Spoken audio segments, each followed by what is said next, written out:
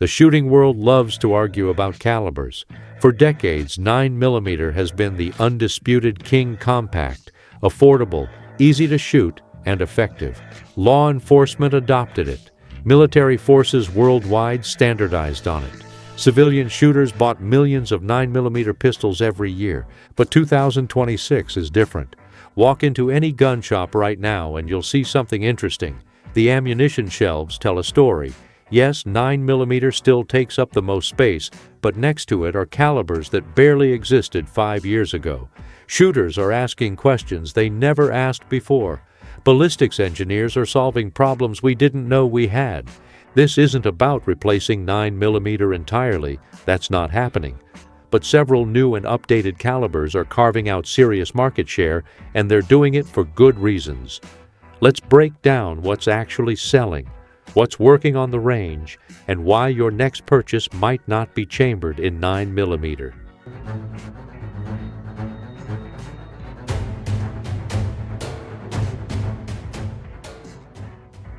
The 30 Super Carry Reality Check. Federal's 30 Super Carry launched with massive hype a few years back, and plenty of people wrote it off as a marketing gimmick. They were wrong. Here's what changed. Manufacturers finally figured out the gun designs. Early 30 Super Carry pistols were basically 9mm frames with different barrels. That missed the point entirely. The whole advantage of this caliber is higher capacity in a smaller package. Now we're seeing purpose-built firearms. Smith & Wesson's updated Shield Plus in 30 Super Carry holds 16 rounds in a grip that feels like a single stack. Nighthawk Custom released a 1911 platform that holds 14 rounds without extending past a standard 9mm magazine footprint. These aren't novelties. They're solving real problems for concealed carriers. The ballistics hold up too.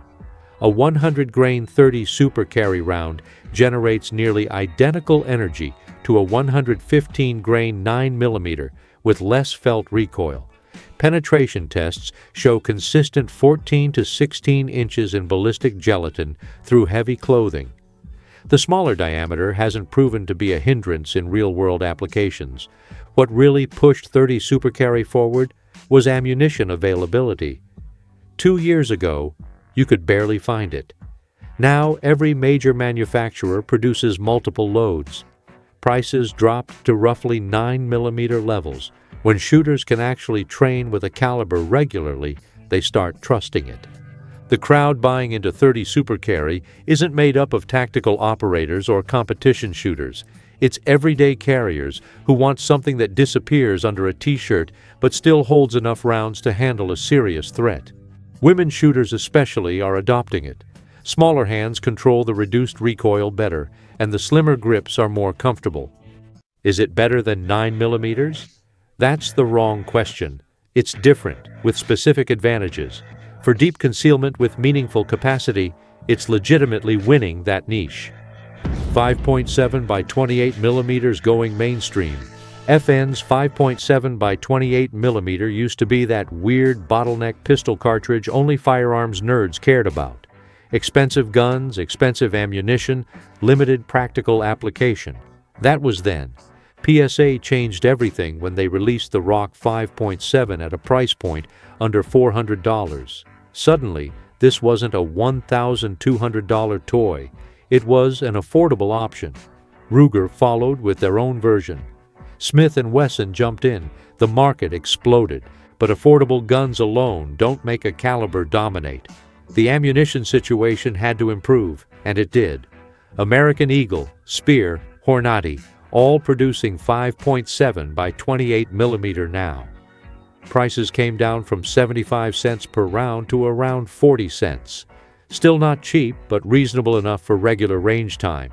What makes 5.7 by 28mm compelling in 2026 is something shooters are finally understanding. It does things other pistol calibers can't. The velocity is insane. A 40-grain projectile moving at 2,000 feet per second from a 4-inch barrel. That creates extremely flat trajectories. Hitting targets at 50, 75, even 100 yards with a pistol becomes legitimately doable. The lack of recoil is almost bizarre if you're used to traditional pistol calibers. Follow-up shots are lightning fast. Shooters with arthritis or wrist problems find it significantly more comfortable. The high capacity doesn't hurt either. Standard magazines hold 20 rounds. Some models go to 30. Body armor penetration is the elephant in the room everyone tiptoes around. Yes, certain 5.7 by 28 millimeter loads will defeat soft body armor that stops 9 millimeter, 40 S&W, and 45 ACP cold. That's exactly why it was developed. For civilian purposes, that's mostly irrelevant, but for rural property owners dealing with predators or for professional applications, it matters. The hunting community is discovering 5.7 by 28 millimeters too. Varmint hunters love it. Coyotes, prairie dogs, groundhogs. The caliber is devastating on small to medium predators out to reasonable distances. Low recoil means you can spot your own hits and make quick corrections. Where does it fall short? Big, slow bullets still deliver more energy on impact at typical pistol distances. If you're looking at pure stopping power in a defensive scenario under 25 yards, a good 9mm hollow point probably edges it out. The 5.7 relies on velocity and penetration rather than massive wound channels. But for a range toy that's also legitimately effective, for someone who wants pistol caliber carbine performance from a handgun, for anyone who prioritizes capacity, low recoil, and extended range, the 5.7 by 28 millimeter is no longer niche, it's mainstream. The 10mm Renaissance. 10mm had its moment in the late 80s, fell out of favor because everyone thought it was too much gun, and spent decades as the cartridge-only bear hunters and handgun hunting enthusiasts cared about. That narrative just died. 2026 is the year 10mm went from specialty to serious contender. Look at what every major manufacturer is doing. Glock expanded their 10mm lineup. Springfield has multiple 10mm 1911 models and their XDM Elite. Sig Sauer released the 10mm version of the P320. Smith & Wesson brought back the 1006 in updated form. This isn't random. This is responding to demand. What changed? Two things. First, shooters got over the recoil mythology. Yes, full-power 10mm has substantial recoil. It's not unmanageable. Modern pistol designs, better grip textures, and improved ergonomics tamed what used to feel punishing. Plus, manufacturers started loading 10mm in different power levels. You can buy mild 10mm that's basically 40 S&W performance, or you can buy full house loads pushing 180 grain bullets at 1,300 feet per second. Options matter. Second, people realized what 10mm actually delivers. This caliber bridges the gap between typical service pistols and magnums. You get rifle caliber energy levels from a semi-automatic handgun. For anyone in bear country, mountain lion territory, or areas with genuinely dangerous wildlife, 10mm provides real stopping power with faster follow-up shots than a .44 Magnum revolver. The penetration is spectacular. Quality 10mm loads will punch through barriers that stop most other semi-auto pistol rounds. Heavy clothing, car doors, intermediate obstacles, 10mm keeps going. For anyone who might need to shoot through something, that capability is worth considering. Ballistics tests show 10mm consistently outperforming 9mm, 40 S&W, and 45 ACP in both penetration depth and temporary wound cavity size. The energy dump is significantly higher. Against large threats, animal or human, that difference is measurable and meaningful. The concealed carry crowd isn't adopting 10mm en masse, and that's fine. This caliber isn't trying to be everything to everyone. But for open carry, for backcountry carry, for home defense in rural areas, for anyone who wants maximum capability from a semi-automatic handgun, 10mm makes complete sense. Ammunition availability has improved dramatically. Prices are higher than 9mm, but competitive with other specialty calibers. More importantly, you can actually find it now. 2 years ago, 10mm would disappear from shelves for months. Today, most shops stock at least 3 or 4 different loads consistently. The 10mm renaissance is real, and it's not slowing down. 22 WMR in defensive roles, suggesting 22 WMR as a defensive caliber used to get you laughed out of the gun shop.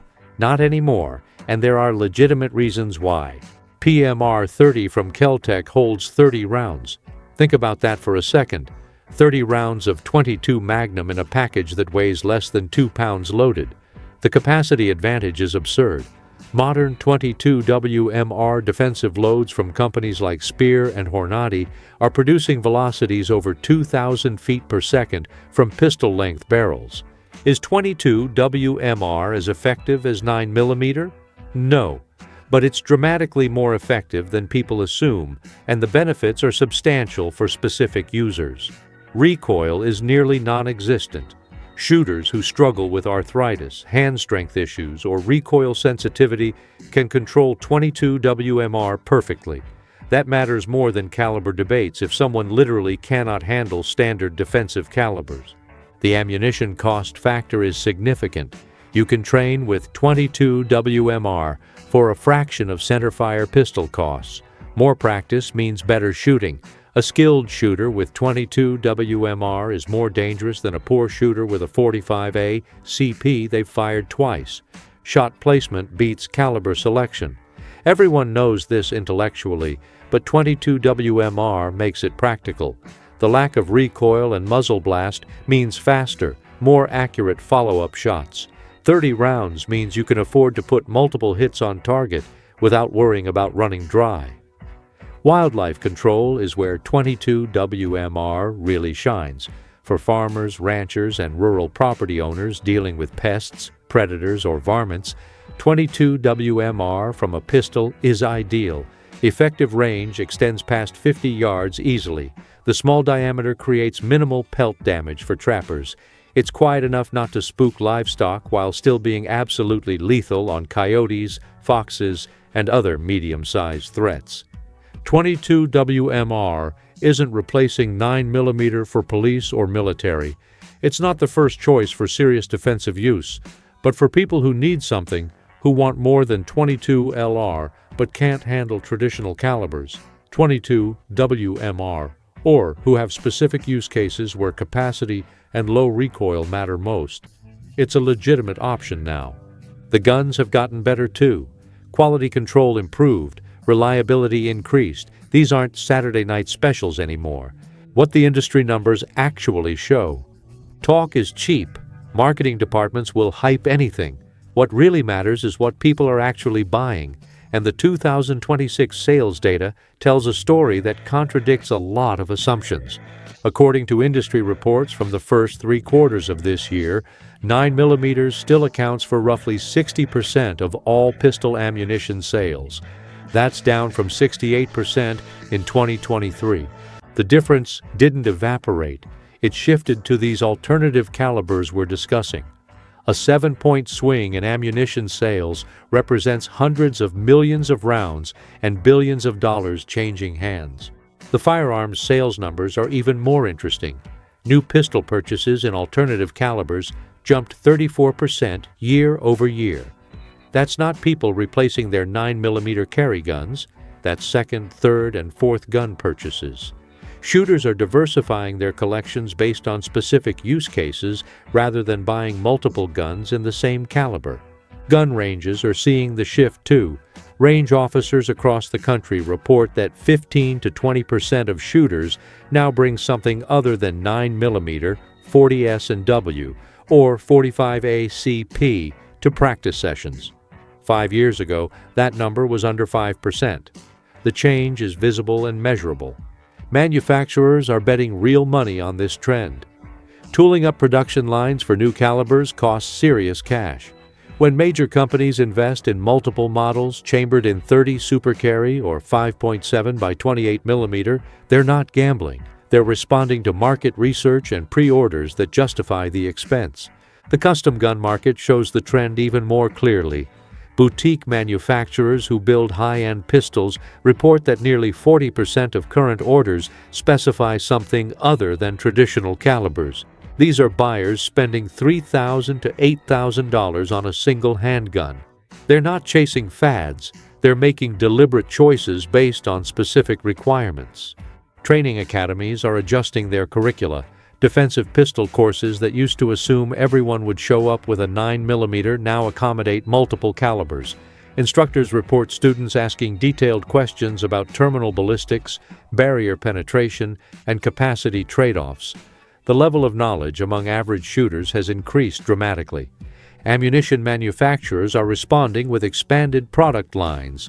Each of these alternative calibers now has options for practice loads, defensive hollow points, barrier blind rounds, and specialty applications. When Federal, Hornady, Winchester, and Speer all commit resources to developing multiple loads in a caliber, that's validation the market is real and sustainable. Retail shelf space allocation tells the story without words. Big box stores like Cabela's and Bass Pro Shops have reorganized their ammunition sections. These alternative calibers now get dedicated shelf positions rather than being stuffed in the specialty section. Smaller local gun shops report keeping 30 Super Carry and 10mm in stock consistently because customer demand justifies the inventory investment. Online ammunition retailers provide the clearest data. These companies track exactly what sells, when it sells, and how quickly inventory moves. The growth curves for alternative calibers show sustained upward trends, not spike and crash patterns typical of fad products. Reorder rates indicate customers are coming back for more, which means they're actually shooting these guns rather than letting them collect dust. Import data shows foreign manufacturers are paying attention too. European gun makers are developing models specifically for the American market in these calibers. That's a significant investment in design, testing, and certification. Companies don't pursue ATF approvals and develop U.S. distribution networks for products they think will disappear next year. The secondary market provides additional confirmation. Used guns in these calibers are holding value better than expected. Typically, uncommon calibers tank in resale value because buyers worry about ammunition availability. The fact that 5.7 by 28mm and 10mm pistols are selling used for 70 to 80% of new prices indicates confidence in long-term viability. This isn't speculation or hype. The numbers are real, the trend is measurable, and the market is responding rationally to genuine shooter demand. The 9mm isn't going anywhere. It's still the most practical choice for most shooters most of the time. Ammunition is cheap, guns are everywhere, performance is proven, and capacity is excellent. But 2026 proves that best depends entirely on what you're trying to accomplish. Need maximum concealment with meaningful capacity? Look at 30 Super Carry. Want extended range and minimal recoil? The 5.7 by 28mm deserves attention. Requires serious power for backcountry use or large threats? 10mm is having its best year ever. Have specific needs around recoil sensitivity or high capacity for varmint control? 22 WMR isn't a joke anymore. The firearms industry is maturing. We're past the point where one caliber has to dominate everything. Manufacturers are building better guns, ammunition companies are producing better loads, shooters are asking better questions about what they actually need rather than just buying what everyone else has. These calibers aren't dominating because of marketing hype or internet trends. They're succeeding because they solve real problems for real shooters. The diversity in caliber options available today means you can match your tool to your specific mission better than ever before. So yeah, buy a 9mm, keep a 9mm, train with a 9mm, but take an honest look at these other options too. Your next purchase might surprise you, and it might be exactly what you didn't know you needed. The caliber wars aren't over, they just got a lot more interesting.